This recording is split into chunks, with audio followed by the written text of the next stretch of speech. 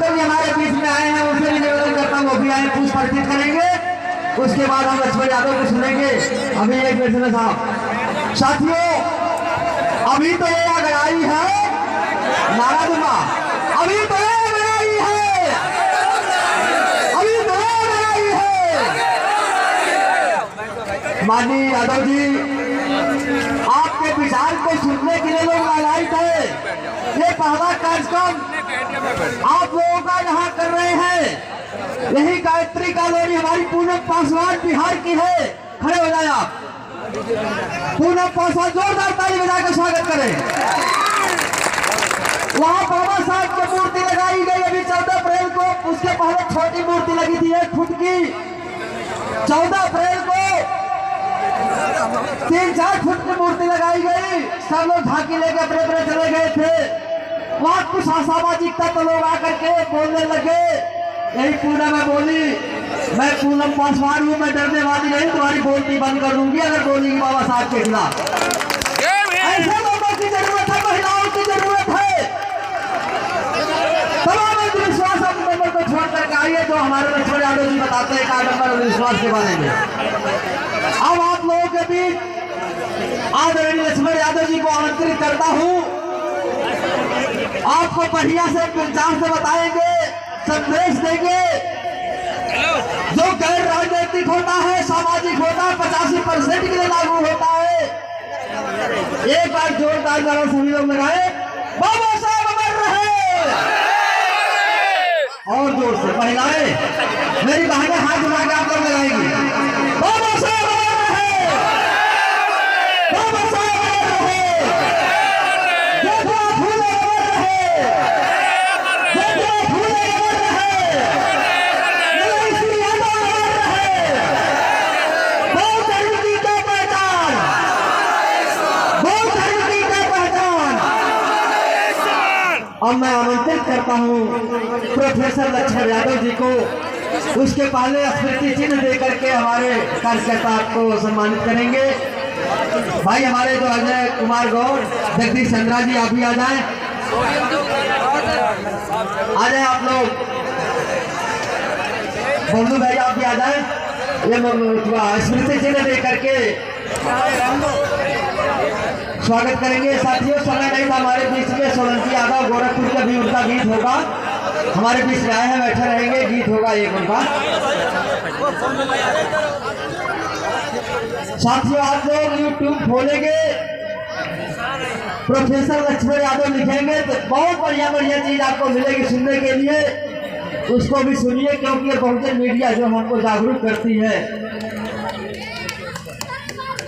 परम आदरणीय लक्ष्मण यादव जी हमारे बीच में आए। बहुत बहुत धन्यवाद संचालक महोदय।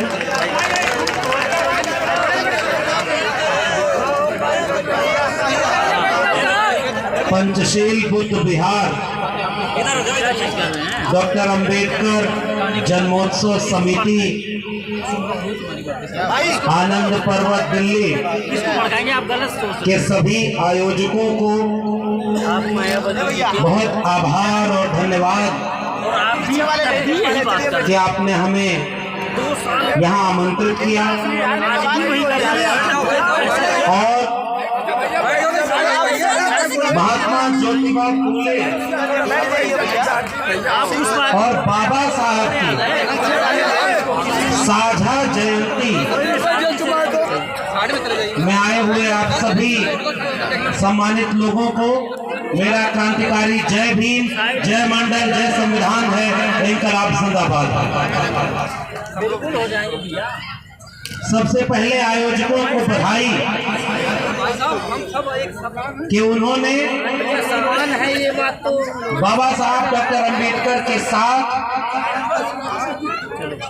महात्मा ज्योतिबा फूले की जयंती को एकजुट करके साझा जयंती मनाने का कार्यक्रम किया है। आज जरूरत इसी साझेपन की है कि हम सब मिल करके एक दूसरे के दुख सुख में काम आए और एक दूसरे की हिम्मत पहचान कर इस देश में आगे बढ़ने का काम करें। इसी साझेपन की जरूरत है। अभी अंबेडकर नगर से आई हुई बहुजन गायिका मालती जी जब अपना एक गीत प्रस्तुत कर रही थी जो जनगीत था, उसका एक बोल था कि धरती ने दिया है ना अंबर ने दिया है, हमको जो दिया है अम्बेडकर ने दिया है। मुझे लग रहा है कि वो एक वैचारिक गीत, बहुत बहुत धन्यवाद कि इस तरह के आंदोलन के कई रूप होते हैं। कई बार घंटों घंटों भाषण दे लीजिए और कोई एक आध गीत दिल को छू जाए तो वो उस पर भारी पड़ता है। इसलिए मैं उनको बहुत धन्यवाद देता हूं और ये गीतों का भी क्रांतिकारी कारवां यूं ही आगे बढ़ता रहे। और यहाँ आनंद पर्वत में आकर के एक कंफ्यूजन मुझे हुआ कि इतने लोग यहाँ पूर्वांचल के आए हुए हैं, लग ही नहीं रहा है दिल्ली का आनंद पर्वत है कि लग रहा पूर्वांचल का कोई जिला है। वो अम्बेडकर नगर से, जौनपुर से, प्रतापगढ़, आजमगढ़, पूरा पूर्वांचल लगता है यहाँ आएगा। सब मेहनत का सामान। तो आप लोगों के भोजपुरी में भी हमारा जय भीम बा। बीच बीच में भोजपुरी बोला बहुत जरूरी।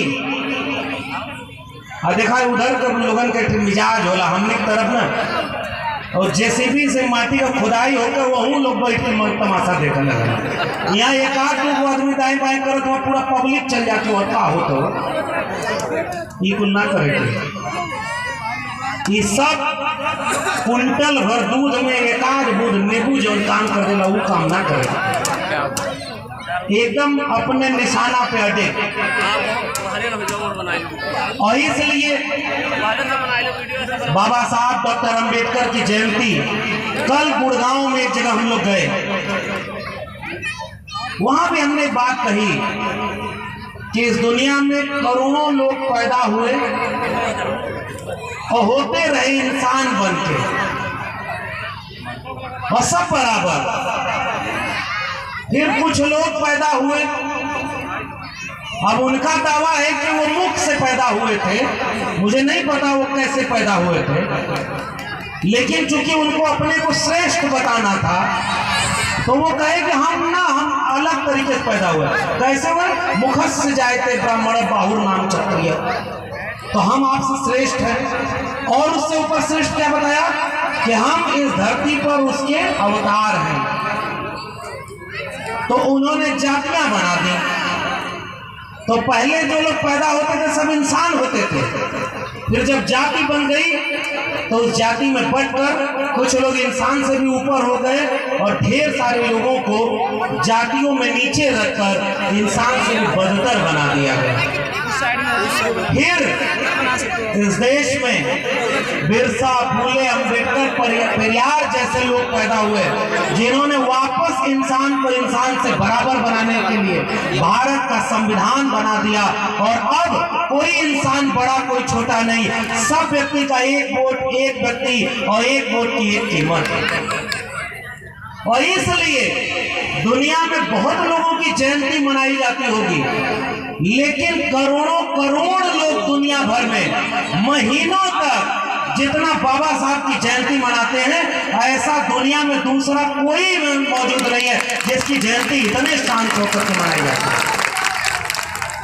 और इसलिए मैं बाबा साहब को उस गीत से जोड़ कर कह रहा हूं, क्योंकि करोड़ों लोगों को धरती, अंबर, चांद, सितारे, नदी, पर्वत, पहाड़ सब था, लेकिन फिर भी पानी पीने का अधिकार नहीं था। उसी गीत में बताया कि बाबा साहब डॉक्टर अंबेडकर के संविधान और उनके संघर्ष से पानी पीने, मुख्य सड़क पर चलने का हक मिला।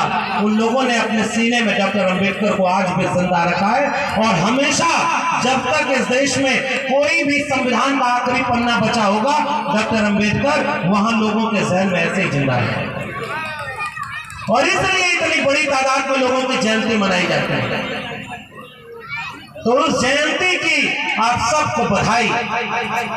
महात्मा ज्योतिराव फूले जिसकी साझा जयंती आप मना रहे हैं, बाबा साहब को इस देश में कहा जाता है, पहले तो आजादी के बाद गायब करने की कोशिश की गई, अब गायब नहीं कर पाए तो बाबा साहब को कहा कि ये केवल दलितों के नेता हैं।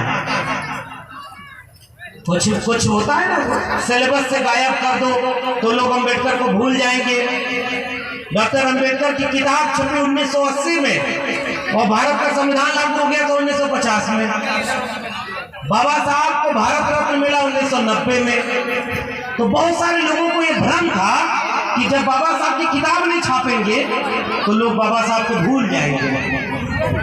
लेकिन वो गांव के लोगों, आपको पता होगा, कुछ बीज ऐसे होते हैं ना, उनकी ताकत इतनी होती है कि किसी बंजर जमीन में भी दाग दो, वो धरती फोड़ करके लहलाते हुए खड़े हो जाते हैं और अपना छाया, अपना फल मानवता को अपने आप बांटते रहते हैं। डॉक्टर अंबेडकर ऐसे शख्स का नाम है। और इसलिए मैं कह रहा हूं, डॉक्टर अंबेडकर क्यों अमर हैं? डॉक्टर अंबेडकर वापस जब इस देश में लौटे तो दर्जनों डिग्रियां लेकर लौटे थे।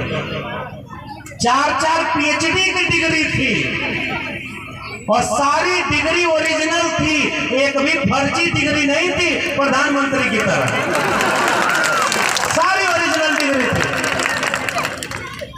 इतनी डिग्री हासिल की जिसे स्कूल से बाहर निकाल दिया कि पढ़ नहीं सकते, उसने जब हाथ में कलम कायदे से पकड़ी तो सारी ओरिजिनल डिग्री हासिल की। फिर भी जब इस देश में लौटे तो अधिकारी बनने के बाद भी चपरासी फाइल फेंक कर देता था, पीने का पानी ढंग से नहीं दिया। तो डिग्री कीमत से अगर कीमती होती तो बाबा साहब के साथ अपमान नहीं होता। और पिछले दिनों अभी राजेंद्र पाल गौतम साहब बैठे हुए हैं, हम लोग एक कार्यक्रम में वहां गए थे और मैं बार बार उस कार्यक्रम को याद करता हूं सर। उस जगह में लगा कि ऐसी कोई ताकत है सयाजी बाग गुजरात बड़ोदरा में कि बाबा साहब जब इतना तिरस्कार हुआ तो बाहर आकर के रोए बैठे वहां, और चाहते तो इतनी डिग्री थी विदेश चले जाते। आजकल तो सब पैसा लूट कर विदेश चले जा रहे हैं, मौज मस्ती कर रहे हैं और चौकीदार सो रहा है। लेकिन बाबा साहब इस देश में अपना अपमान सहने के बाद भी इतनी डिग्रियां थी कि विदेश में जाते तो बहुत बड़े ओहदे पर होते। आज भी यहाँ के लोग दिल से डॉक्टर अंबेडकर को एक्सेप्ट नहीं कर पाए, स्वीकार नहीं कर पाए, और दुनिया के कई विश्वविद्यालयों में उनकी मूर्तियां लगी हुई हैं। उन्हें सिंबल ऑफ नॉलेज कहा जाता है। लेकिन फिर भी डॉक्टर अंबेडकर विदेश नहीं गए और उस जगह पर संकल्प लेते हैं कि जब तक इस देश में जातिवाद का खात्मा नहीं कर देते, अपने लोगों को बराबरी का हक नहीं दिला देते, तब तक चैन से नहीं बैठेंगे। और वो संकल्प जगह थी और वहां से डॉक्टर अंबेडकर ने पूरे जीवन जो काम किया उसने करोड़ों लोगों का जीवन बदल कर रख दिया। इसलिए हम डॉक्टर अंबेडकर को अमर रहने की बात करते हैं। और डॉक्टर अंबेडकर हो या महात्मा ज्योतिबा फूले, वो कोई एक व्यक्ति होते तो कुछ लोग याद करते, कुछ दिन बाद भूल जाते। लोग बाप दादा को भूल जाते हैं, कितने दिन को याद रखता है। लेकिन यहां तो उल्टा हो रहा है साहब, पहले कम लोग याद करते थे डॉक्टर अंबेडकर को, और अब मैं देख रहा हूं जितना इस देश में जितने बड़े स्तर पर लाखों करोड़ों लोगों के साथ सड़क पर उतरकर जितना बड़ा स्तर पर डॉक्टर अंबेडकर की जयंती अब मनाना शुरू हुआ है, इतना और कोई दूसरा नहीं है। डॉक्टर अंबेडकर को लगता है अब ज्यादा वो लोग याद कर रहे हैं और बड़े पैमाने पर उनकी जयंती मना रहे हैं। गुम हो गए वो लोग जो चाहते थे कि इनको सिलेबस से हटा देंगे तो ये गायब हो जाएंगे। 3 तरह के प्राणी होते हैं दुनिया में। एक वो जो इतिहास लिखते हैं, महात्मा फूले, तथागत बुद्ध, बाबा साहब डॉक्टर अंबेडकर, बिरसा मुंडा, पेरियार और ऐसे जाने कितने लोग उन्होंने इतिहास लिखा है, इसलिए वो लोग दुनिया में अमर रहेंगे। दूसरी कैटेगरी उनकी होती है जो इतिहास पढ़ते हैं।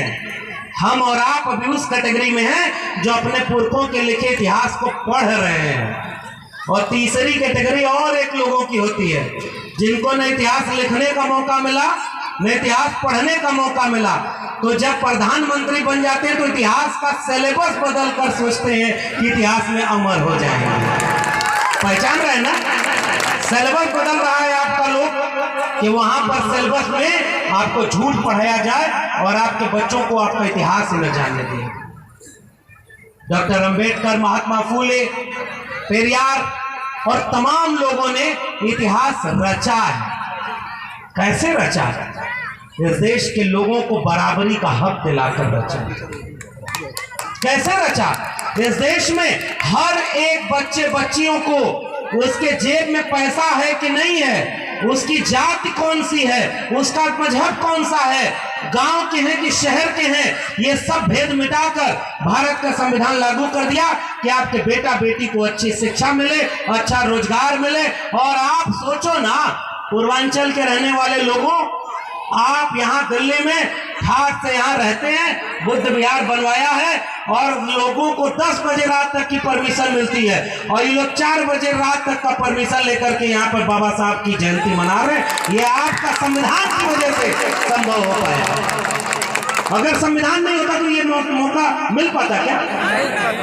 इसलिए डॉक्टर अंबेडकर की अहमियत है कि उन्होंने सबको बराबरी का मौका दे दिया।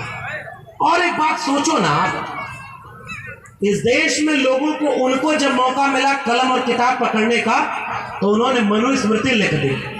महिलाएं बचपन में पिता के अधीन, जवानी में पति के अधीन और बुढ़ापे में पुत्र के अधीन रहेंगी।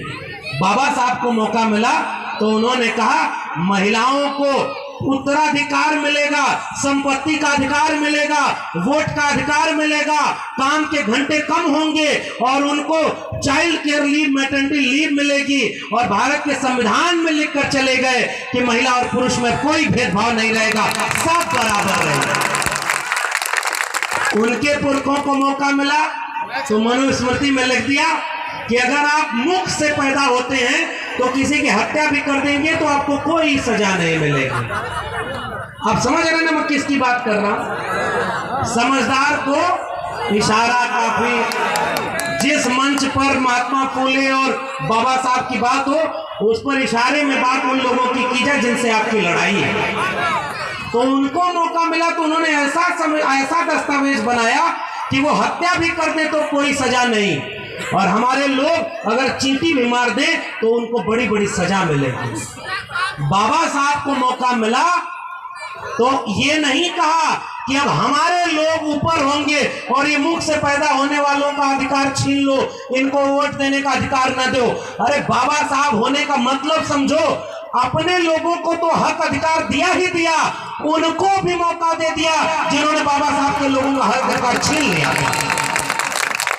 लेकिन आज भी डॉक्टर अंबेडकर की जयंती वो लोग नहीं मना पाते। मैं तो आज भी एक शिकायत करता हूं और बधाई दे रहा हूं इस मंच के आयोजकों को, जिन्होंने बार बार एक बात पर जिक्र किया है, जोर दिया है कि हम लोग SC ST OBC समाज के लोगों को जोड़ करके मंच पर वक्ता भी बनाए, जयंती भी साझा मना रहे हैं। इनकी कमेटी में भी सारे लोग शामिल हैं। यहाँ है बहुजन एकता और ये है बाबा साहब के सपनों का भारत, जिसमें सब मिल करके रहेंगे।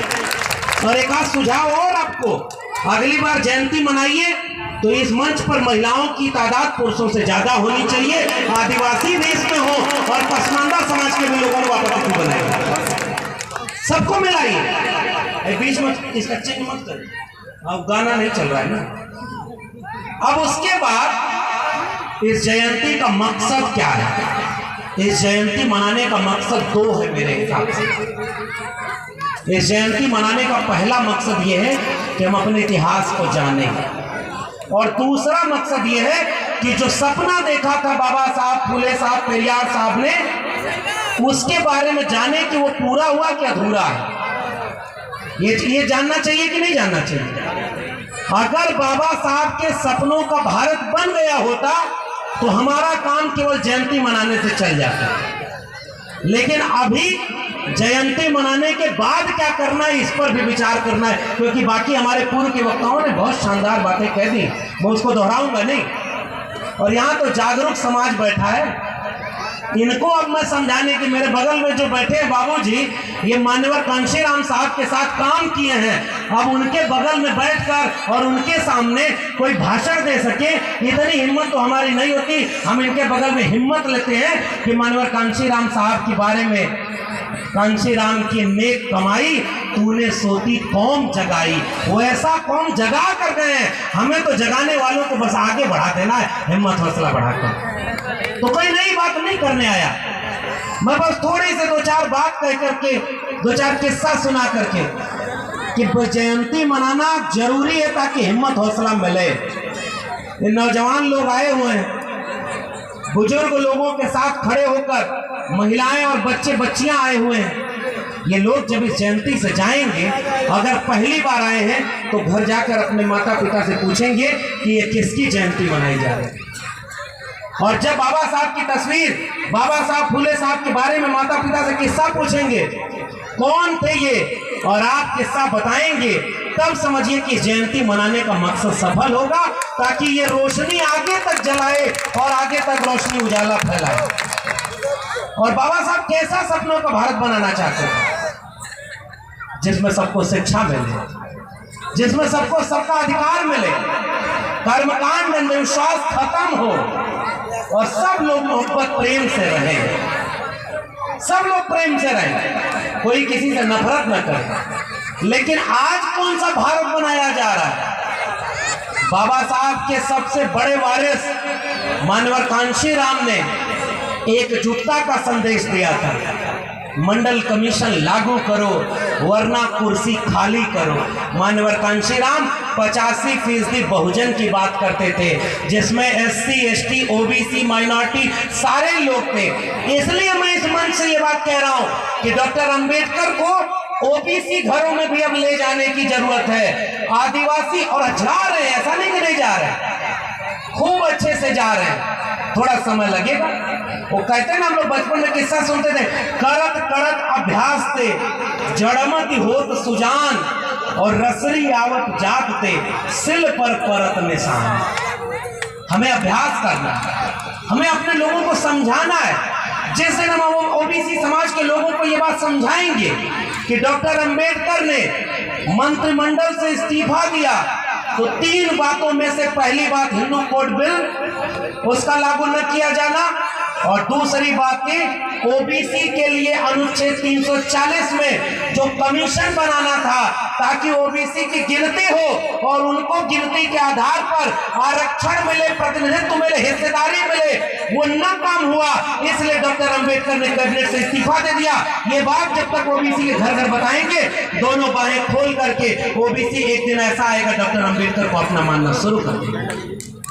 अभी हमें ये बात उन लोगों तक ले जानी, डॉक्टर अंबेडकर को। आजकल कुछ लोग कहते हैं ना कि उनका धर्म खतरे में है। जागो तुम OBC लोगों, दलित लोगों, आदिवासी लोगों, हिंदू हो।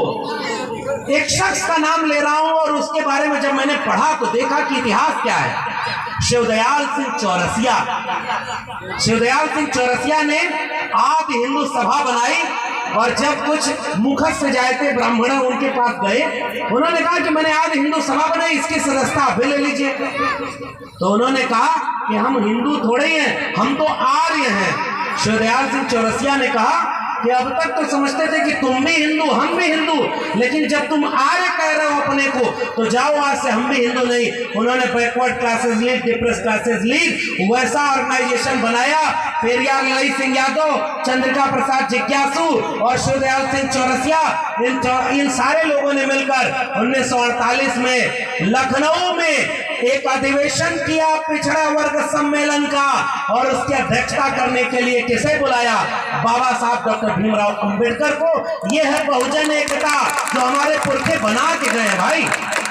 हमें तो वो इतिहास लोगों को बताना।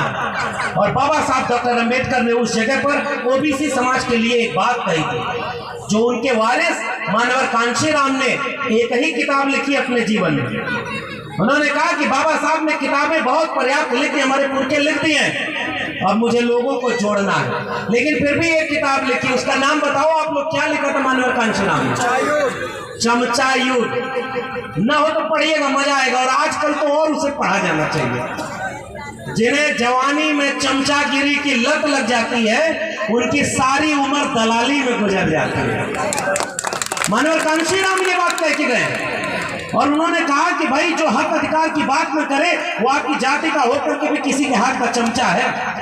और उस किताब में वापस माननीय कांशीराम ने ये बात दोहराई जो बाबा साहब ने 1948 में कही थी कि इस देश में आज भी सबसे ज्यादा हकमारी ओबीसी समाज के लोगों की हो रही है।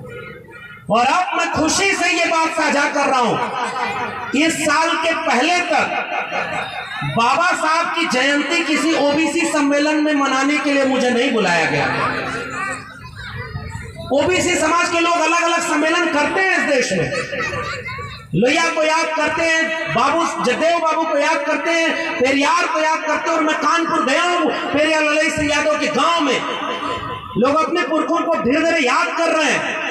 लेकिन इस साल एक नायाब चीज मेरे साथ हुई कि मैं जब छत्तीसगढ़ गया तो जब उन लोगों को पता चला कि मैं भिलाई में कार्यक्रम में आ रहा हूं तो मेरे पास फोन आया कि भाई आज तक दलित समाज के लोग वहां पर अंबेडकर जयंती मनाते हैं और आपको बुलाकर सम्मानित करते हैं।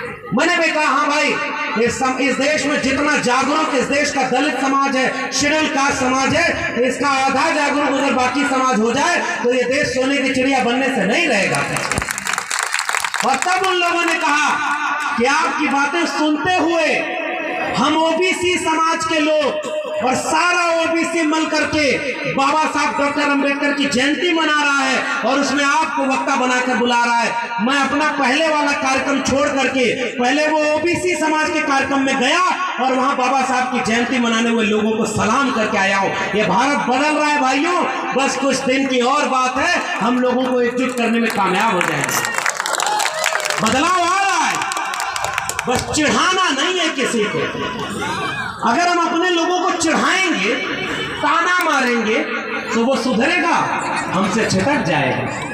जैसे आजकल कई लोग कुछ कहते हैं कि भाई जोर से वो जय भीम बोलते हैं और हाथ में कलावा भी बांधते हैं। अब मान लो आप उसको चिढ़ा दोगे और कैंची ले घूमोगे, अभी कलावा काटो नहीं तो बाबा साहब के सच्चे वारिस नहीं हो। मान लो वो दबाव में काट लेगा, अभी मन से तो वो गया नहीं है डर ना, बाहर जाके दूध कलावा बांध लेगा, आप क्या करेंगे और अगली बार आपके कार्यक्रम में नहीं आएगा। बाबा साहब भी किसी की कैंची लेकर नहीं घूमे। बाबा साहब ने लिखा, पढ़ा, बोला और घर घर लोगों को समझाया। बाबा साहब को भी पता था जिस दिन मेरे मिशन मूवमेंट और किताबें लोगों के पास पहुंचने लगेंगी, बिना जगाए उनका समाज धीरे धीरे जागने लगेगा। और मैं वैसा भारत आज देख रहा हूं कि बाबा साहब को पढ़ते हुए लड़ने की हिम्मत लोगों में आ रही है। हमें बस थोड़ा सा धैर्य, संवाद करना है। भाई बाबा साहब के खिलाफ भी तो उन्हीं की जाति के लोगों को खड़ा कर दिया गया था। आगरा में सम्मेलन किया था लोगों ने कि बाबा साहब हमारे नेता नहीं है। फिर भी बाबा साहब ने कहा कि भाई आज ये समाज अभी नहीं जाग रहा है, एक दिन आएगा वो जागेगा। हमें प्रेम से संवाद करना है, लोगों को समझाना है और समझाने में थोड़ी सी नाक छोटी करिए, दिल बड़ा करिए। लोगों को समझाइए, जोड़िए। कोई अगर आपकी बात एक बार नहीं मानता, 2 बार समझाइए, तीसरी बार बताइए। आजकल अब ये मंच से शोभा तो नहीं देता, लेकिन फिर भी मैं कह रहा हूं, क्योंकि जिसको आप दुश्मन मानते हैं उसके काम करने की शैली देखिए। एक आरएसएस का आदमी जाति देखकर पता है कि ये हमारा वोटर नहीं है, ये कोई अंबेडकर को मानने वाला, कोई फुले को मानने वाला, कोई इस पार्टी को, कोई इस पार्टी को वोट देने वाला हमारा आदमी नहीं है। फिर भी वो आपके घर में आता है और आप कहेंगे बाहर जाओ, तुम्हारा यहाँ काम नहीं। फिर भी कहेगा अरे नहीं, बस आपके घर एक गिलास पानी पीने के लिए हम आए थे। वो आपको दुत्कारने के बाद भी कहेगा भाई साहब एक गिलास पानी पिला दीजिए, और ऐसा मीठा जहर घोलेगा कि अगली बार आपको पानी पिलाने किसी और तालाब के किनारे लेके चला। बताओ आप इस समय SC ST OBC का वोट अगर नहीं मिलता तो ये इतनी बड़ी ताकत में ये सरकारें बैठी होती क्या? इसका मतलब कुछ तो भटकाया जा रहा है ना हमें, क्योंकि वो आपके घर भटकाने आ जा रहा है। ओबीसी में सारा हक किसने मार लिया? महिर कुर्मी कोयरी ने। शेड्यूल कास्ट में सारा हक कौन मार लिया? ये जाटवों ने मार लिया। शेड्यूल ट्राइब में कौन मार लिया? ये आदिवासियों ने। और आप ही तो हाँ ये इन्होंने मार लिया, और आप नाराज होकर उधर चले गए। तो हमें उनसे ये उनका तो तोड़ने और नफरत का काम है, हमारा काम तो जोड़ने का है। उनका काम आसान है, हमारा काम मुश्किल है, फिर भी हमारा काम आसान क्यों है?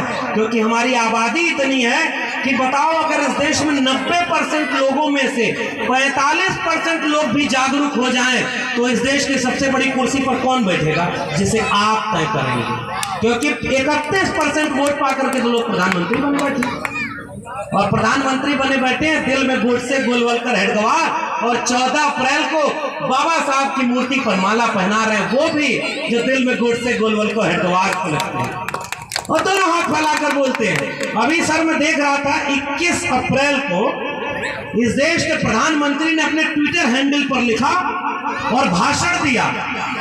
इस देश के प्रधानमंत्री ने भाषण दिया कि दुनिया में कोई भी समस्या ऐसी नहीं है जिसका जवाब गौतम बुद्ध दे के न गए हो। बड़ा खुशी हुई मुझे भी। उन्होंने कहा कि दुनिया को इंसानियत का पाठ अगर किसी ने पढ़ाया तो उनका नाम था तथागत गौतम बुद्ध। और थोड़ी ही देर बाद उनका पुराना ट्वीट देख रहा हूं तो उसमें दिख रहा है अमेरिका में जाके भाषण दिए कि मैं युद्ध के देश से नहीं बुद्ध के देश से आया हूं, और जब भारत में देख रहा हूं तो बुद्ध के मानने वालों के खिलाफ युद्ध छिड़े हुए हैं। ऐसे लोगों के आप सामने लड़ाई लड़ना है। एक चेहरे पे कई चेहरा है भाई। जब तक गुजरात के मुख्यमंत्री थे कभी अपनी जाति नहीं बताई ना, और जब प्रधानमंत्री बनना हुआ तो दोनों हाथ फैला के कहा मैं ओबीसी मां का बेटा हूं। 35 साल भीख मांग के मैंने जीवन जिया है। मैं तो स्कूल कॉलेज का मुंह ही नहीं देखा हूं। भीख मांगने वाली बात पर सुमित भाई ने भी बड़ी शानदार बात की। उनके लोग भीख मांगने को भी गौरवान्वित करने वाली बात कहते हैं, और हमारे लोग सबसे महत्वपूर्ण बात क्या कहते हैं? श्रम करके जीवन जीने की बात करते हैं, मेहनत करके जीवन जीने की बात करते हैं। चाहे वो कबीर हो, चाहे रविदास हो, गुरु नानक हो, पलटू दादू भीखा बुल्ले शाह बाबा फरीद हो, ज्योतिबा फुले हो, पेरियार हो, या बाबा साहब डॉक्टर अंबेडकर, मेहनत करके खाने की बात करते हैं। और इसीलिए हमारे यहाँ एक शब्द दिया गया है श्रमजीवी। 90% कमेरा लोग हैं और 10% लुटेरा हैं, जिनके लिए शब्द दिया गया है परजीवी। 90% लोगों का पैसा ये परजीवी लोग लूट के जा रहे हैं। यह है अंबेडकर के सपनों का भारत, जिसमें हमको वापस अपना पैसा लेना है। और पैसा कहां कहां से ले जा रहे हैं? सौगंध मुझे इस मिट्टी की मैं देश नहीं बिकने दूंगा, याद है कि नहीं भाई? कुछ बात तो कंटेम्प्रेरी आज की करनी जरूरी है कि नहीं? पता चला जयंती मना के गए, वोट बोले कि गया। वो बेच रहे हैं भारत को, मैं चैन से कैसे सो जाऊं? सौगंध मुझे इस मिट्टी की मैं देश नहीं बिकने दूंगा। समझ गए ना? मैं रेल में चाय बेचा हूं, चाय बेचते उसे किसी ने नहीं देखा, रेल बेचते हुए पूरा देश देख रहा, फिर भी उसके भक्त कहते हैं कि कहां कुछ बेच रहा है। रेल बेच गया। रेलवे में आज भी सबसे ज्यादा कर्मचारी आपके समाज के, हमारे समाज के हैं। रेलवे क्यों सबसे पहले बेची गई, इसके षड्यंत्र को समझिए। रेल बिक गई, बैंक बिक गया, नौकरी बिक गई, आपके बच्चों की शिक्षा बेच दिया है भाई। और मैं तो दिल्ली विश्वविद्यालय से पढ़ाता हूँ, शिक्षा महंगी हो गई। गौतम साहब अभी बहुत शानदार बात कह रहे थे, चंद रुपए में सर हम लोग शिक्षा पाए हैं, तब यहाँ खड़े हैं। आपके बच्चों को आप चंद रुपया क्या कितना रुपया दे लीजिए, अच्छे स्कूल में शिक्षा नहीं मिलेगी, फिर बाबा साहब के सपनों का भारत कैसे बनेगा? और अगर शिक्षित और जागरूक जनता नहीं हुई तो मानसिक रूप से कंगाल पैदा होगी और किसी अंधविश्वास में फंस जाएगी। एक बार कोई आदमी किसी बहुजन आदमी के सामने गया और कहा कि मुझे पानी पर चलने की कला हमने विकसित कर ली, और पानी पर चलकर दिखा दिया। तो उस आदमी ने बुलाया और कहा कि कितना साल इस तपस्या को करने में तुमको लगा? तो उसने कहा 30 साल तपस्या की, तब पानी पर चलना सीखा हूं। तो कहा हम तो 3 दिन में तो नाव बना दिए, और देखो जहां मन करे वहां पानी पर तैरा लेते हैं। 30 साल तुमने खर्च कर दिया, अब इस 30 साल को हम और नाव बनाने में काम करेंगे। नाव बनाई हमारे पुरखों ने, लकड़ी का काम किया हमारे पुरखों ने, लोहा कुम्हार, लोहार, बढ़ई, नाई, मोची, निषाद, मुल्ला, मेहनत से श्रम करके, दिमाग से अपने औजार बना करके इस दुनिया को रहने लायक जिनके बच्चों ने बनाया, जिन पुरखों ने बनाया, आज उनके बच्चों को अंधविश्वास की देर में ढकेला जा रहा है। और अंधविश्वास कैसा? मैं बार बार एक किस्सा सुनाता हूँ पूर्वांचल के लोगों, आप अपने गांव जाओ तो देखो कथा भागवत सुनाने वाले खूब आते हैं। और हमारे यहाँ गांव में आता था एक जादू दिखाने वाला, तो मिट्टी उठाता था, उससे ऐसे 2 मंत्र फूंक के कह देता था देखो पैसा बना दिया। तो एक बार हमारे बाबूजी बुलाए उसको, कहे जब मिट्टी से तू पैसा बनाना जानता है तो भीख क्यों मांगता हुआ घूम फिर रहा है, मिट्टी से पैसा बना के करोड़पति क्यों नहीं बन जाता। लेकिन जादू के नाम पर आपका नकली पैसा आपके सामने दिखाकर असली पैसा लेकर कोई और चला जा रहा है। मैं इशारे में बता रहा हूं आपका पैसा कहां जा रहा है। कुल माल लुटा जाता हो हमने कर। नोटबंदी भइल ना, अब भोजपुरी में सुना लोगन, नोटबंदी भइल तो 500,000 का नोट बंद हो गए सर, भोजपुरी में थोड़ी देर। और नोटबंदी जब बंद हो गई तब कुछ आदमी जो धार्मिक आदमी रहना वो सोचा कि पुरनकी नोट ले जाके मंदिर में धक्का-धक चढ़ा दें, भगवान खुश हो जाए, बैंक में तो जमा हो ही ना। और पूरा नोटबंदी का पुरनकी नोट भगवान पे चढ़ावे जाता हूँ। अचानक एक आदमी बीच में आया, कहे हे मूर्ख, ये नोट तो बंद हो गई है कि कहीं यहाँ चढ़ावा। तुरंत वो आदमी कल है धीरे बोला, भगवान के हमके पता है नोट बंद हो गए, तुमके पता है नोट बंद हो गए, भगवान के थोड़े पता है कि नोट बंद हो गए। तुरंत वो आदमी गुस्सा में बोलल कि अरे मूर्ख, नोटिया ही भगवान थोड़े लेने के उनके पता हुई, जे लेला ओके पता है कि पुरान की नोट बंद हो गए, ए बार नोट ना चढ़ावल जाए। तो आज चढ़ावल माल के लूट के ले गए पता है कि ना। वो एगो आदमी पंडित जी गए किस्सा लेके कि भाई जजमान का कष्ट हो जीवन में, हम भोजपुरी में सुनावत हूँ किस्सा जो ज्योतिबा फूले लिख के गए हुआ। भोजपुरी में बोली ना, नाटक का नाम है तृतीय रत्न। ज्योतिबा फूले लिखले वहां के एगो आदमी बड़ा परेशान रहे, और जब वो गए तो वो पंडित जी के पास, भाई हुआ तो देवता का अवतार धरती पर रहना, कल कुल दुख का दवा हमारे पास। तो गल कह मालिक बड़ा परेशान है, तो कल कैसे परेशान लिया हुआ पतरा देखी, पतरा देखला तो कहे कि तुम्हार शनि ग्रह ठीक दशा में ना बा। कौन ग्रह? शनि का ग्रह दशा ठीक दिशा में ना बा। यहाँ से दूरबीन देख के पता न पहले कि ग्रह और तारा पृथ्वी का मतलब का होला, यहाँ लोग पतरा देख के बतावे। मंगल ग्रह के पता ना कि ओकरी नाम पर कितना शादी बियाह यहाँ टूट जाला और ओके पता ना। और वो आदमी देख के कहता कि तुम्हार शनि ठीक जगह पे नखे, तो कह कैसे आई, कह हवन करावे को, कह कितना खर्चा आए, कह इतना रुपया खर्चा आए, कह इतना रुपया तो हमारे पास ना। बीच में कोरोना आ गई, नौकरी चल गई, हमार पति का नौकरी छूट गई, कंपनी ठप हो गई, बिजनेस बंद हो गई, पैसा ना। कहे अच्छा 50% डिस्काउंट आधा लगा देती है, हवन करा दा, शनि ठीक जगह पे आ जाएगी। और जब वो कल आदमी कि ना इतना 5,000 रुपया नहीं खेल, तो कहा अच्छा 1,000 रुपया दे दो और छोटकी हवन करा दे तो शनि ठीक जगह पे आ जाएगा। वो कहना मालिक के दोनों नहीं थे, कहा अच्छा 100 रुपया दे, वो मंत्र देते ही एक पढ़त रही शनि तो ठीक जगह पर रही। वो आदमी खड़ा होकर अपन जेब थैली निकाल के दिखावत, कहता 1 रुपया नहीं थे। वो गुस्सा में आदमी खड़ा होकर कल, जब तोरी जेब में 1 फुट्टी कौड़ी ना तो जो बेटा शनि तो कुछ ना बिगाड़ पाई। तो और माल लूटे बदे कैसन कैसन कहानी बनाओ। वो एगो गांव में एगो आदमी गए और वो कहला कि मालिक हम बहुत परेशान है, तो वो जो धरती पर उनका अवतार है ना, एगो पन्ना पे लिख के दे देना, कहला जो बेटा यही में तोर मुक्ति है। वो कहला का मालिक, तो कहा मंत्र लिख दे, पढ़त रहिए तोर कष्ट दूर हो जाए। हमार दक्षिणा तो दूसर का आदमी भी ऐसे कोनो जयंती में तनी 2-4 बार हो आल तनी ओके पता रहा बिरसा फुले अम्बेडकर पेरियार का, तो वो एक कागज लेके वहाँ पे कहला कि हम जजमान 1 लाख रुपया पंडित जी के अपन दक्षिणा देतनी, और कागजा पंडित जी को पकड़ा था। पंडित जी कहला ई का, तो कहे जैसे तू मंत्रवा डाला, तो कहे नोटिया ओरिजिनल चाहिए, तो वो कहला हम के मंत्रवा ओरिजिनल चाहिए तब हम तो ओरिजिनल नोट दें। भैया जैसे दिमाग का ताला खुली तो और माल लुटाल बंद हो जाए।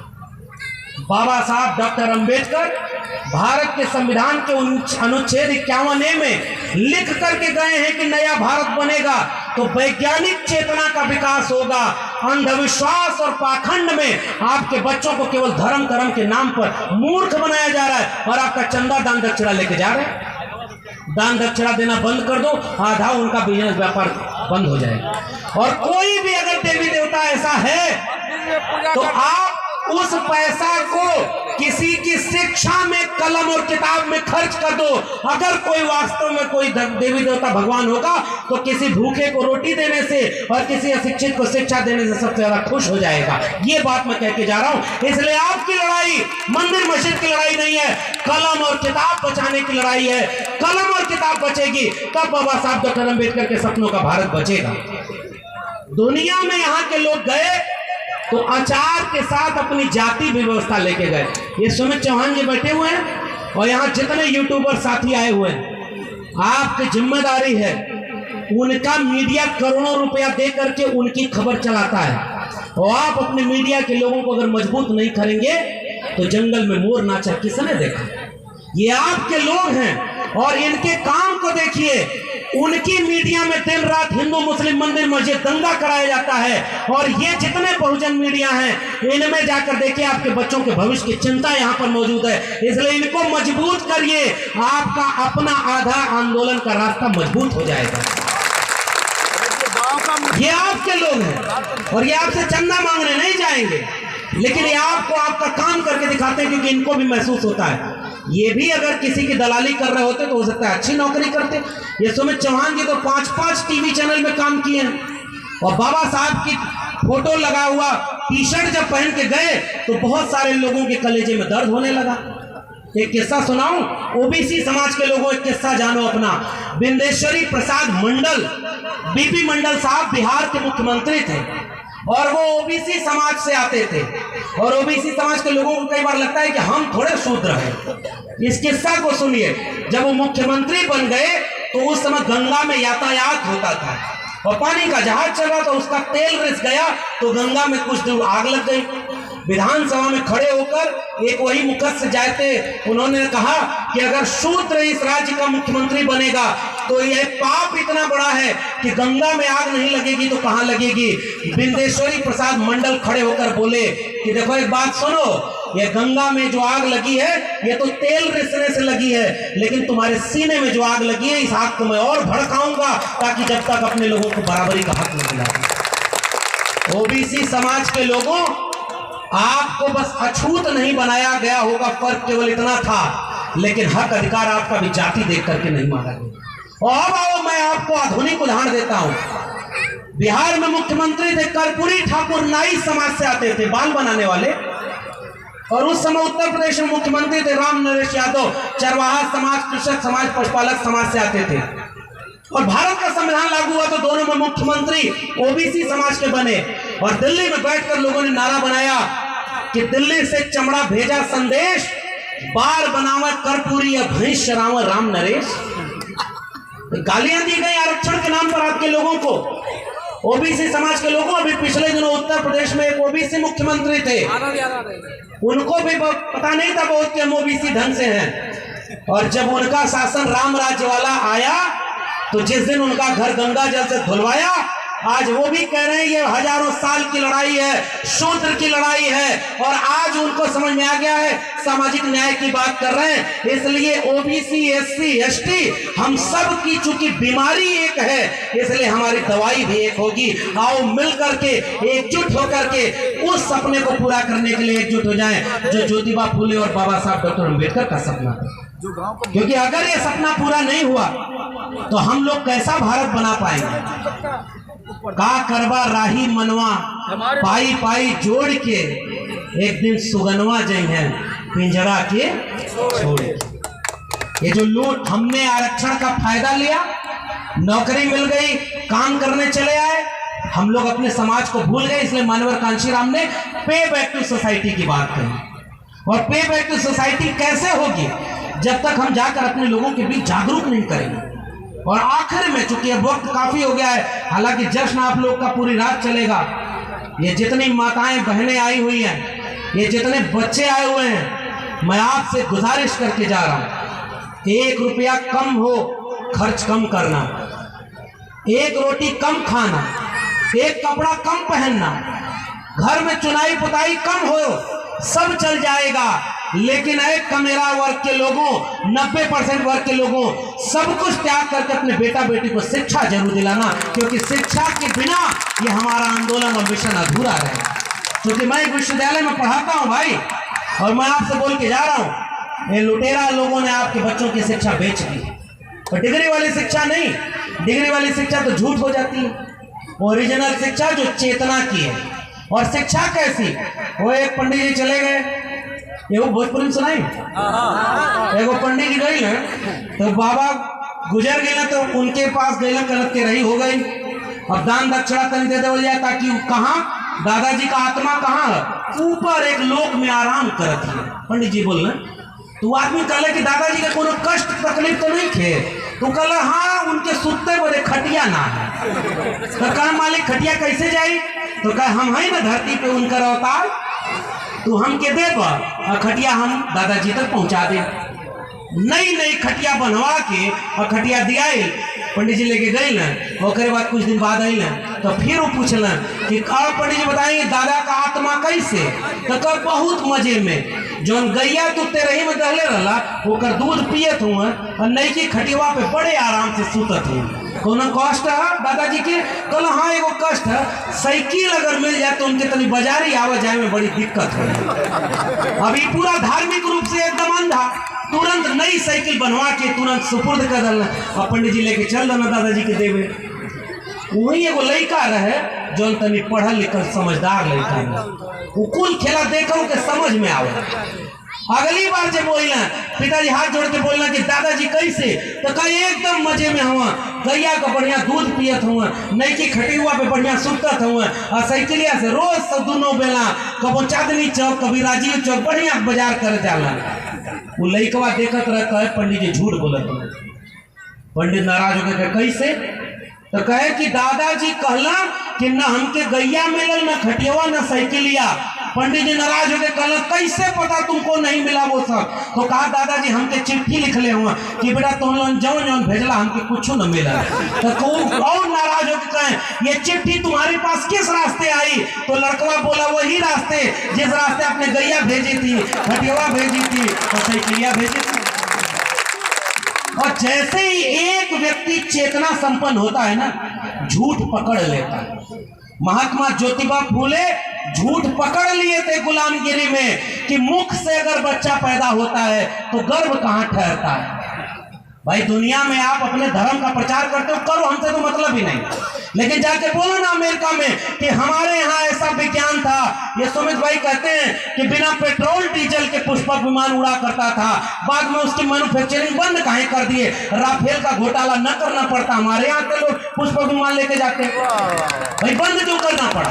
और हम ये जानना चाहते हैं कि आपने असल में हम कमेरा लोगों के श्रम का शोषण करके विश्वविद्यालय में जब नौकरी देनी पड़ी तो हमारे लोगों का एडमिशन रोक दिया। ए भाई कमेरा लोगों, यहाँ एक और बात, थोड़ा भावुक वाली बात बोल दूं। सर मैं बहुत जगह पर गया, जितने लोग मुझसे हाथ मिलाने आए, चट्टान की तरह हाथ सख्त था, क्योंकि दिन रात 24 घंटे ये इस हाथ से श्रम करते हैं, तब जाके इनका पेट भरता है और उसके बाद यहाँ अपने पुरखे को याद करने आए। और मैं इसलिए आपके सामने कह रहा हूँ कि वो लोग आपके श्रम को लूट रहे हैं और पूरे देश को बेच रहे हैं, बर्बाद कर रहे हैं, और दूसरी तरफ कहते हैं धर्म खतरे में है। मैं आपसे कहने आया हूं, बिरसा फुले अंबेडकर पेरियार का मिशन खतरे में है। उन्होंने जो संविधान बनाया वो संविधान खतरे में है, और शिक्षा रोजगार का भारत बनाना चाहते थे, वो शिक्षा रोजगार का भारत खतरे में। केवल पाखंडी बनाया जा रहा है और आपको आपस में लड़ाया जा रहा है। हाथ जोड़ के गुजारिश, अगर हम अंबेडकर फूले पेरियार के वारिस हैं तो कोई भी SC ST OBC आपस में लड़े ना, कोई कितनी भी गलती कर दे भाई, दिल बड़ा करो, आओ उसे गले लगाते हैं, हम उससे बैठकर बातचीत करेंगे, कोई दाएं बाएं होगा तो उसको भी समझाएंगे, क्योंकि हमारी लड़ाई असली दुश्मन कोई और है, और खेत का बंटवारा हमारे सामने दिखाकर हमारी फसल लूट कर लेकर चला जा रहा है।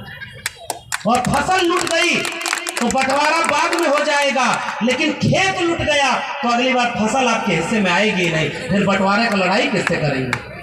आए कमेरा जातियों के लोगों, आओ हम सब लोग एकजुट हो जाएं, और आनंद पर्वत के लोगों, इस पाखंडवाद अंधविश्वास की लड़ाई, आप तो जागरूक लोग हैं, गांव-गांव लेके चलिए, हम भी चलेंगे आपके साथ, गांव-गांव लोगों को समझाएंगे, शिक्षा की जोत जलेगी तो अंधविश्वास और पाखंड का अंधकार दूर हो जाएगा। और जब तक एक और एक दो, अगर एक और एक मिलकर दो होता है तो इसे गणित कहते हैं। एक और एक मिलकर एक हो जाए तो ये प्रेम होता है। एक और एक मिलकर शून्य हो जाए तो ये रूहान आध्यात्मिक बात होती है। और एक मिलकर 11 हो जाए वह संगठन होता है। आइए मिलकर संगठन बनाए, एक और एक को 11 करें और तब जाकर के हम अपने लोगों का भविष्य बचा पाएंगे।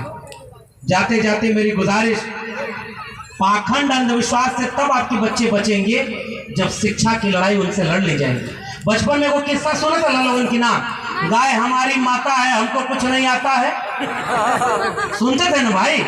तो उसका अगला जवाब लिख के जानर क्या बोला कि बैल तुम्हारा बाप है, नंबर देना पाप है। और हमारे बच्चे जिस दिन पढ़ाई लिखाई नहीं करेंगे, भाई अंधविश्वास पाखंड हुआ लिख किस्सा बताए हर जगह बोला थी। एगो कथावाचक जाकर और लेके लोगन क्या कथावाचक लाखों भीड़ में कहा आपके बच्चा का जहिया इम्तिहान होकर बेल पत्रा पे शहर लगा के शिवलिंग पे चिपका दिया तो आज बेटा बेटी पास हो जाएगा। अगले दिन अखबार में खबर छपल कि ओकर अपना लड़का 8वीं में 2 बार फेल हो गया। भैया अंधविश्वास में तो माल लुटा था और अंधविश्वास से अपने लोगों के बचावे के। अंधविश्वास पाखंड हमारे लोगों को शिक्षा से दूर कर रहा है। और आखिरी बात, जितने लोगों ने भारत के संविधान का लाभ लिया है, शिक्षा लिया, पढ़ाई किया है, नौकरी कर रहे हैं, लोग को नफरत करने के लिए दिन रात एक किए हैं। बाबा साहब की जयंती बहुत जश्न से मनाइए, रोज मनाइए। रोज जहां मन करे जय भीम, जय मंडल, जय पेरियार का नारा लगाइए, जय संविधान का नारा लगाइए। लेकिन जयंती रोज मनानी होगी।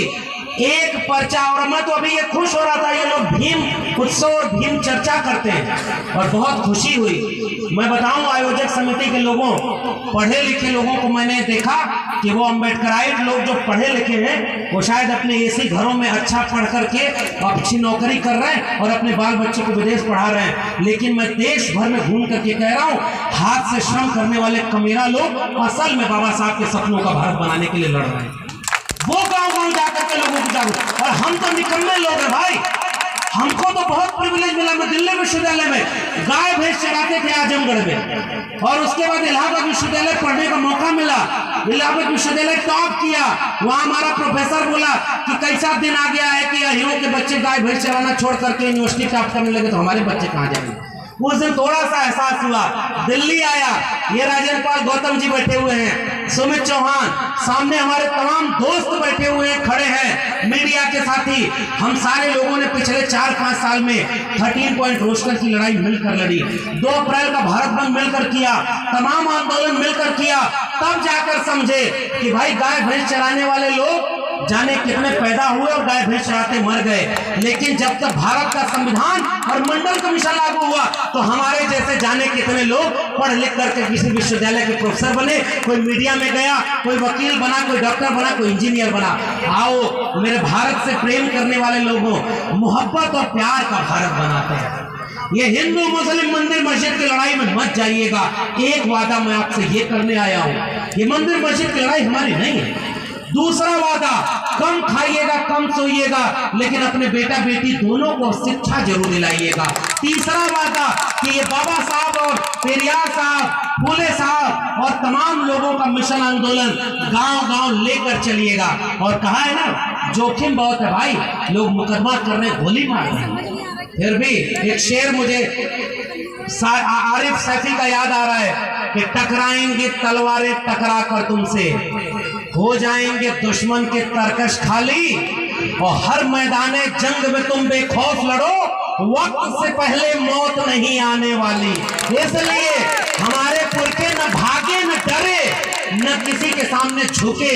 हम बिरसा फुले अम्बेडकर पेरियार के वारिस तब असल मानों में कहे जाएंगे जब एक दिन जयंती मनाने की बजाय हर दिन 365 दिन दिल में बिरसा फुले अम्बेडकर पेरियार को रख करके शिक्षा बचाने, रोजगार बचाने, देश बचाने, संविधान बचाने की लड़ाई, मोहब्बत और प्यार बचाने की लड़ाई, 90% लोगों को एकजुट करने की लड़ाई गांव कस्बे तक जाकर के लड़ते रहेंगे, आखिरी दम तक लड़ेंगे।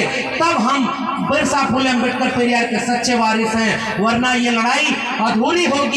और आने वाली पीढ़ियां हमसे यही कहेंगी कि तुम जब थे तो संविधान था, तुम जब थे तो सरकारी नौकरी, सरकारी शिक्षा और सरकारी रोजगार था। तुम हमें कौन सा भारत सौंप के गए?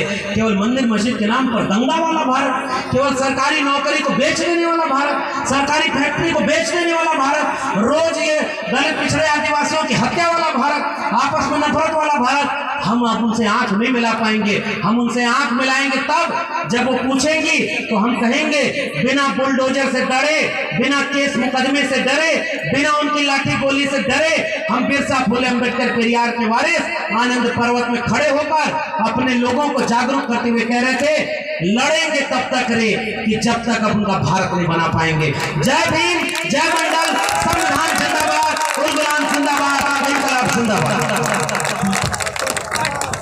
बहुत बहुत धन्यवाद माननीय प्रोफेसर लक्ष्मण यादव जी का। आपने वो ऊर्जा भर दिया, आप लोगों ने एक नई क्रांति मिलेगी, यहाँ से नया जोश आया लोगों के अंदर। हमारे बीच में मालती राव जी हैं, आपको प्रोग्राम देगी, वो भी गीत के माध्यम से ही बात है आपको बताएंगी अंधविश्वास की कि कैसा कैसा अंधविश्वास है, आपके बीच में बताएंगी। और हमारे अतिथि जा रहे हैं, एक ग्रुप की फोटो आप बोल रही